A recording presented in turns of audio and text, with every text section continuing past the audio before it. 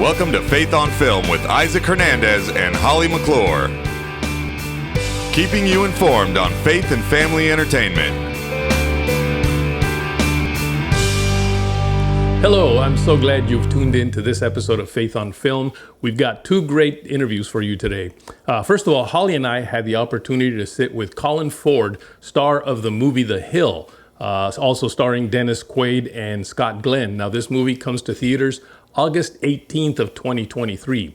Then after that, you'll hear from Jason Davis, one of the producers of the movie Paul's Promise. I had an opportunity to just sit with him and chat for a little while. So I think it's a couple of interviews that you're really going to enjoy. But first, let's go right on to the trailer of The Hill. Tie game, bottom of the ninth. At bat, Ricky Hill.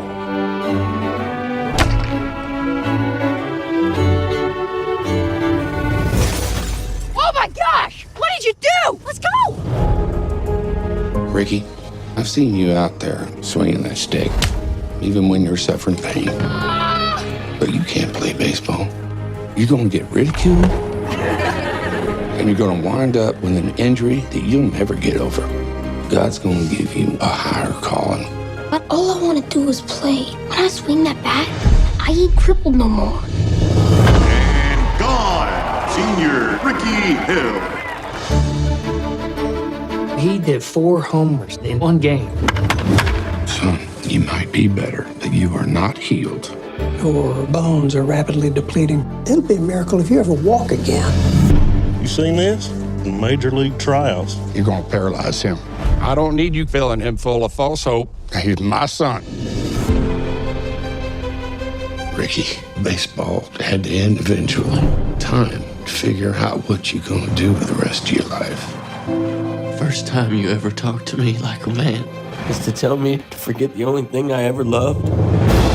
What has gotten into you? He's special. They said he will never walk, and he ran. How many miracles do you need?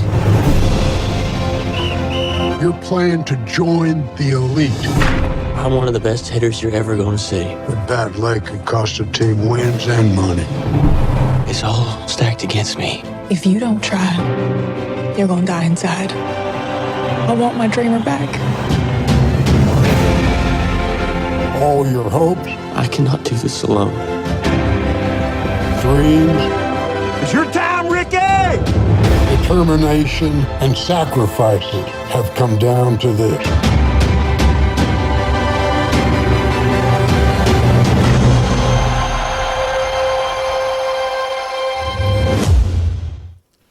Colin, welcome to Faith on Film.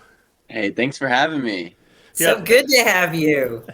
Now, okay, so I've read that you're 26 years old, but you've been in like 61 movies. How that averages more than 2 a year. How in the world can you manage that? Oh man, I got started at a young age. Just got me in there early. A You young did. age. You did, in fact. I loved you as the young Sam Winchester on Supernatural, just gotta say. I watched you on that. Oh, and then thank you. We Bought a Zoo. I did that junket with Matt Damon and all you guys on We Bought a Zoo. I love that movie. So I've watched through the years. So anyway, Amazing. Thank you so much. Yeah, I mean, Supernatural was just a joy to work on. That was like, it changed my life being a part of that show. So I'm so thankful for everything. It was a fun show. It really was. You know, your director, Jeff Celentano, he said he wanted to make this like an iconic classic, you know, like a Rudy or Field of Dreams. And we got to say, we love this movie. We watched it and we're like, wow, we love the richness of it. Kind of hard, some of the scenes to watch, but on the other ones, you're just exhilarated. How'd you feel about it now that you've seen the movie? I fell in love with it. I mean, it's tough for me to, I kind of don't love watching stuff that I do all the time. It's just a personal thing, but I fell in love with The Hill. I've seen it several times. Every time I watch it, it chokes me up for a different reason. The kids are incredible. Jesse Barry, who plays young Ricky Hill, does an absolutely incredible job. The rest of the cast, Dennis was amazing to work with. Joelle Carter, Bonnie Bedelia, she was from my favorite show, Parenthood, growing up. So cool to get to work with her. It was just an incredible experience. It was several years in the making from when Jeff conceptualized it to the time when we got to create it. And my audition process from the time I came on in 2018, 2019 to the time we started filming in 2021, it was just a whole process. I'm so thankful that we got to finally make the film. And you looked completely probably different from the time you got cast and then the time that it came to doing it, right? That's right, but it was actually, it was all for the best. A lot of people don't know this, but when I first auditioned, I was very thin. I weighed only 115, 120 pounds, something like that. And then I was too small to play a baseball player. And we were going to have all kinds of movie magic, and I was going to try to gain some weight in the interim time. But we unfortunately weren't able to make the film at that time. And then the pandemic happened, and we were finally able to go in 2021. And at that point in time, I'd done about 2.5, 3 years of weight training and intense eating, and gained about 60 pounds, and all the way up to about 180 when we finally started filming. So crazy. Wow. Oh, Isaac, I can't hear you. Oh, sorry. I'm sorry. Isaac. Sorry. Yeah, I had it muted here for a second. Yeah, you should have called me because I'm very good at gaining weight. I could have helped you with that. I'm good at it now. You're good at it now. Now, this movie, of course, is based on a true story of Ricky Hill. Yes, sir. And I've read that he's actually still alive and is, in fact, coaching Little League, I believe, over in Fort Worth.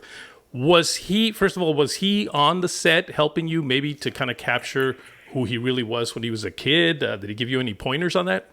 Yeah, Ricky, I was lucky enough to get to meet with Ricky before we started filming, and then, have him there while we were on set most days. He would pop by and offer anecdotes, offer stories. He was very vocal about how he wanted his swing to look and how he swung the baseball bat. So we worked on swing, we worked on stance, we worked on limp and run, and he helped me really develop the physicality that was Ricky. So it was a huge, huge asset to have him on set. Okay, Colin, I have to ask. The father, Dennis Quaid, he plays, you love him, but you kind of not love him a lot through the movie. I really wanted to punch him several times for the way his religious was. Did the real Ricky tell you about his dad? And then, of course, Dennis is a Christian, and he's a sweetheart.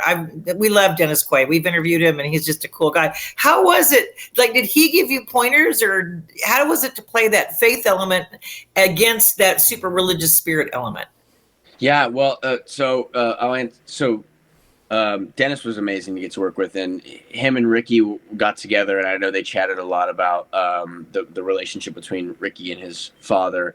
Ricky, clued me in and shared that with me as well. But, to be honest, there was a little bit of nervousness that I had, to work opposite such a great veteran actor like Dennis. He's so prepared. He's so incredible. I have to say, to step up to share the screen with him, I was a little nervous.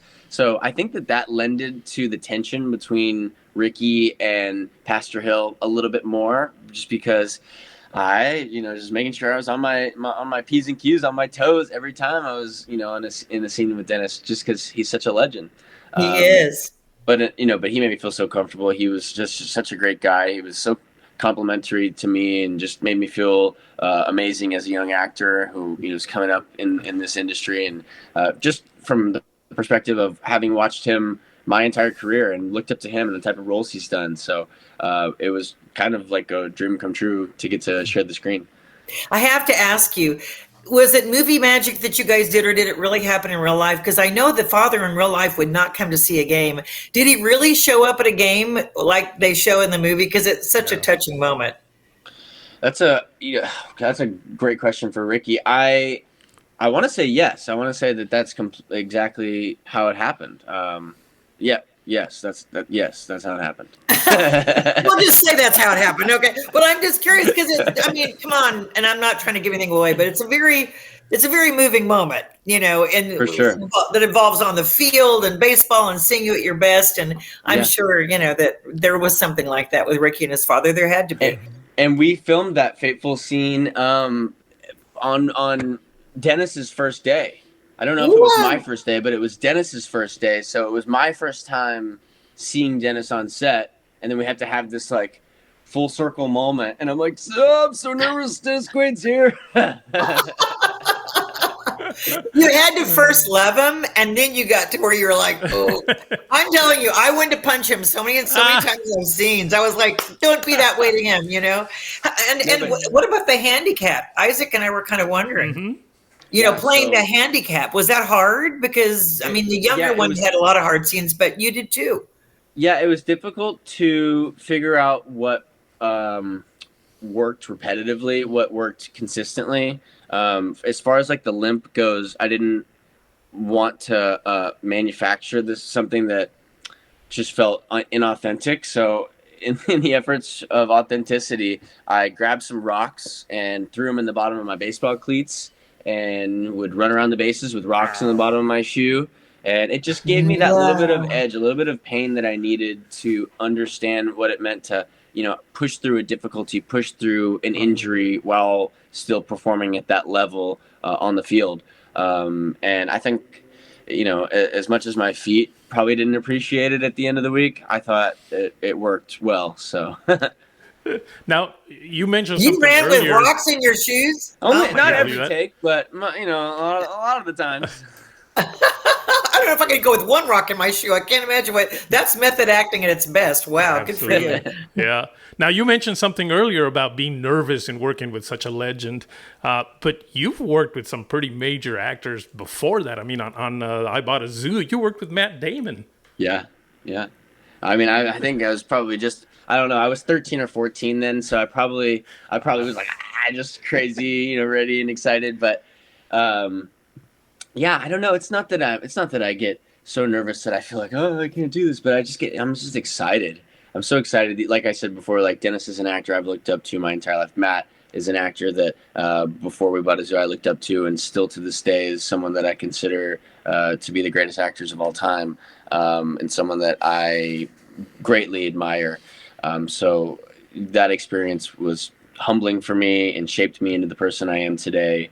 The nervousness comes and goes, but ultimately I think it stems from a place of excitement. Well, after 60 something films, I think you got it down, don't you? I hope so. We'll see on the 62nd. In looking at the movie now, I just got to ask you, was there a favorite scene that you had that you were kind of like, you really loved how that scene turned out, and you were, you know, and was there a really super hard scene? I know you said about the rocks in your shoes and doing that, but you know, I always like to ask that, because when you look at the film, sometimes it's those little moments the actors have that are not necessarily what everyone else would think. No, and I hate to give any like spoilers away, but there's, you know, throughout the whole film, we deal with all kinds of different things, you know, love and loss. And I think that I've experienced a loss. I lost my grandmother when I was like 12 or 13, and it was really tough on me. It was something that I really struggled with. She was really young. It was really sudden. She was only 63 and died of brain aneurysm. So she was a huge supporter of mine. I know that if she was able to see the hill, she would be so proud and really, really love it. But there's a scene in the film where Bonnie Bedelia's character, who plays my grandmother, is sick, and we're not quite sure what that means. And that was a really tough scene for me, and it was very personal. I just felt really connected to it, and we had to do it several times, but every single time I was just a mess. So it didn't matter how many times they needed to do it. I was going to be completely a wreck every single time. So that was probably a difficult scene, but her memory is a positive memory on mine. So I just think of it as, you know, her looking down, and that was her way of viewing the movie, I guess. Thanks for sharing that, because that character too, and I guess the real grandmother, she was a strong supporter of you, that character Ricky, throughout the film, throughout the movie. Yeah, and she plays an important role. I think that was probably why it felt so personal, is because I knew that she was one of Ricky's biggest champions, and my grandmother was one of mine as well. So, are you in LA? No, you're from Nashville, but do you live in LA now? I'm in Los Angeles right now. Yeah. Okay. How is it come from Nashville? And I know where you were raised. My kids and grandkids live in outside of Franklin, Tennessee. Nice. So yeah, I mean, they go to Christian schools, and coming out, they left California to go to that because that's what they wanted to raise their kids. How is it for you living in California, coming from it? Is it hard?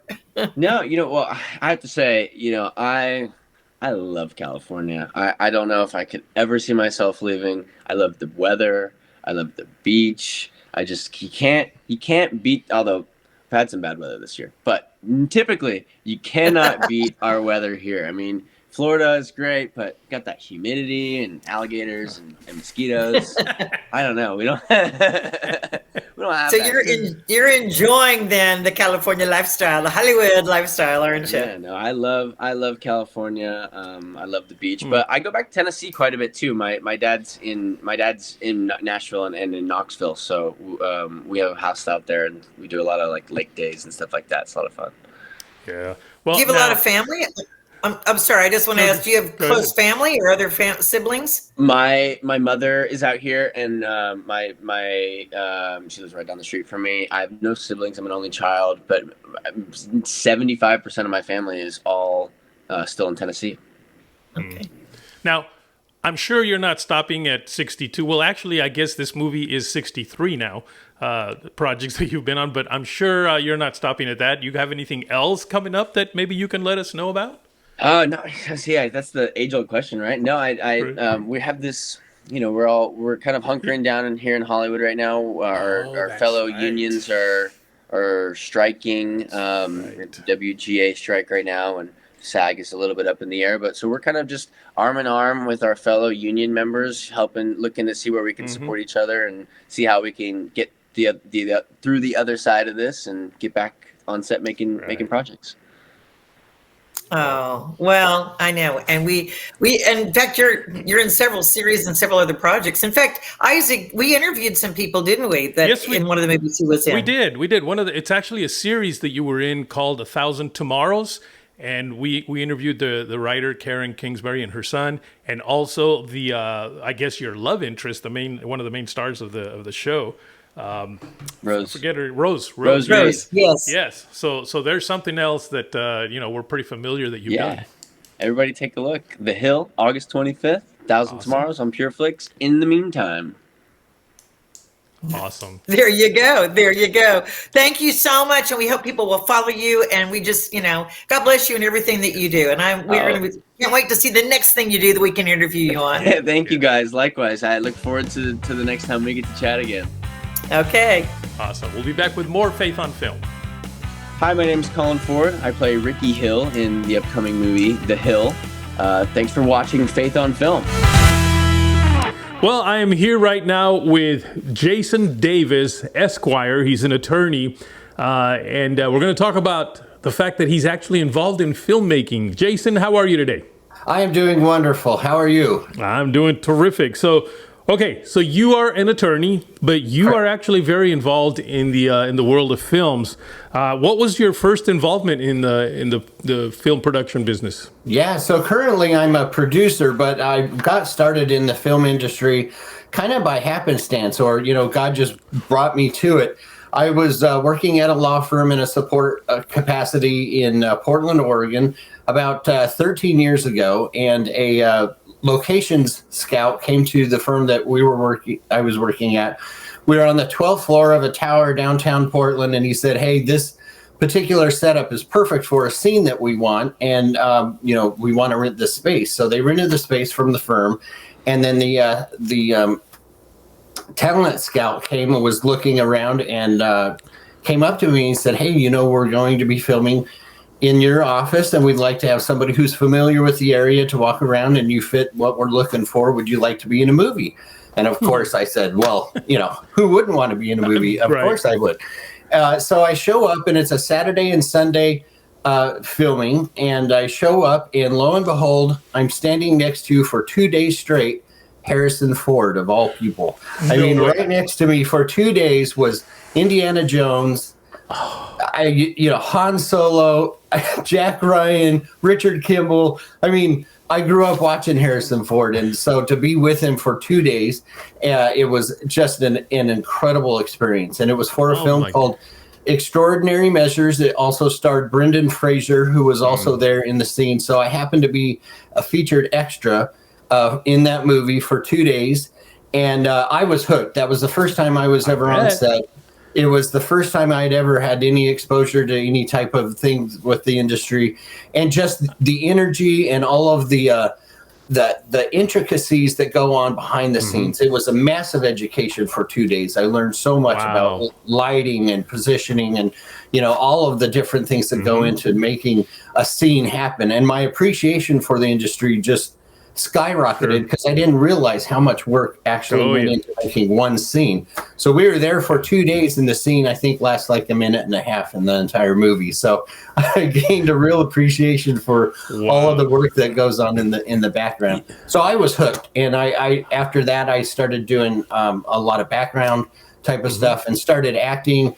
Was in some commercials and a lot of kind of cable true crime type shows. So thankfully I was always typecast as the cop or the investigator, the dad. I had fun with that, and then after that I've kind of transitioned to behind the camera, doing a lot more of the business side of production and just being a producer. So that's how I initially got started in the industry. I have been in the film industry. I've been in TV for, 40-something years, but more in the film industry side of it, I'm going to say about 20 years, and I've never had that kind of opportunity. Yeah. Wow. It's, it's amazing. I mean, sometimes I found in my journey, sometimes the best thing you can do is just do your job and do what you feel that you're called to do. And currently, bloom where planted, so to speak. But you never know what God has planned, and sometimes He just brings things right to you. Well, I'm waiting for that great opportunity like that. But listen, now that was not a Christian film, but then you got involved in the Christian film industry. Can you tell me a little bit about that? Yes.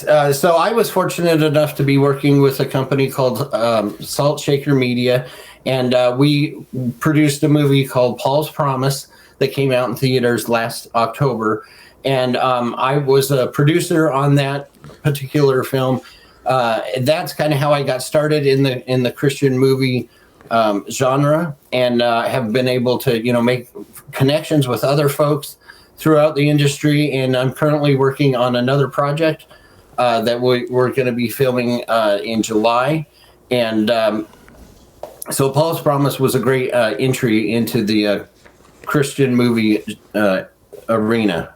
Okay. Now, what is your philosophy in approaching Christian movies? Yes. Well, producing Christian movies is a difficult task because we want to make clean, quality entertainment, but a lot of life is really difficult. And so it's hard to have that balance of having a good movie that I would feel comfortable watching with my daughters, but then at the same time, having a movie that really addresses a lot of life's difficult issues. And I have found that life can be tough, and it can be really tough. And sometimes all you have to do is survive the day. And my philosophy and how I approach making Christian movies is I always want to make Christian movies with grit that show that, Christ in your life and having His power in you and going through you is enough to meet any of life's challenges. And so I really want to accept scripts and work on projects that have an honest evaluation, not on a dark, kind of macabre approach to things, but with a realistic realization that life can be difficult, and that's okay because Christ can meet any challenge. And just like the resurrection, you can't get any more dark than the loss of life. And then, God can even use that for His glory and bring things back to life. So I really want to incorporate that mindset of grit, and that life can be difficult. And there's a lot of situations in life that are very difficult, but that they can be addressed, and there can be a light at the end of the tunnel.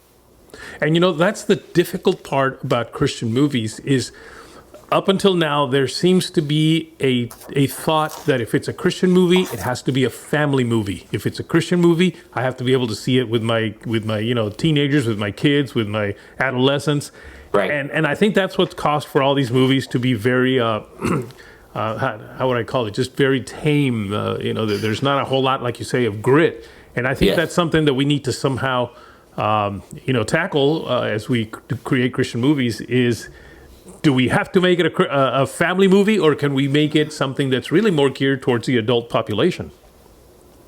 Correct. And what we want to do is make quality entertainment that people want to watch, and that as they're watching, they leave with a message of hope that no matter what circumstance that they're working through, that there is hope, and that there is the light at the end of the tunnel. Now, as we get ready to close this interview, what advice would you give folks out there that want to get into the Christian film side of the business? Yeah, so there's a couple of things. I would say network. Be friendly, reach out, make connections. Always be looking to see what opportunity that there may be for you to serve. And as you do that, you'll make connections and people will remember that. And then when they have a need, hopefully they'll reach back out to you. The second thing is learn. Do whatever you can to educate yourself. Sometimes the best teacher is experience. And so volunteering or getting involved and just helping out is a really big help. And then the third thing I would say is just do the best you can in the job that you have currently. Like I have with my experience, sometimes just being there was the most important thing. Had I have not been in the room or at work that day when the scout came in, they wouldn't have seen me and they wouldn't have put me in that position. And sometimes the most important thing is just showing up and doing your job, doing it to the best of your ability, and just leaving the results up to God. That's right. Absolutely. The way I got into this in the first place was when I was a teenager. I volunteered at a television network, and then eventually got hired, and here I am now. Good. So it does work. So if people do want to network with you and connect with you, how would they do that? Yeah. So I'm on Instagram. My handle is at JACE_A_Davis. That would be a great way to do it. You can also look up Searching for the Elephant on Instagram. You can just send me a message, and I'd be happy to connect. And we're always looking for new stories, new scripts, new ideas. And like I said before, I am continuing to network, and so I'm more than happy to speak with anybody who would like to reach out. Terrific. Well, thank you so much for sharing with us today.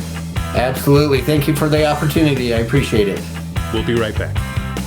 Hello, my name is Alejandro Monteverde. I'm the writer and director of Sound of Freedom, and you're watching Faith Unveiled. Well, I really hope you enjoyed these two great conversations. Now, remember, if you've missed any of our past episodes, you can always go back and watch them on our YouTube channel. Just go to youtube.com/@FaithUnfilmTV. That's youtube.com/@FaithUnfilmTV. Well, that's it for today. See you next week.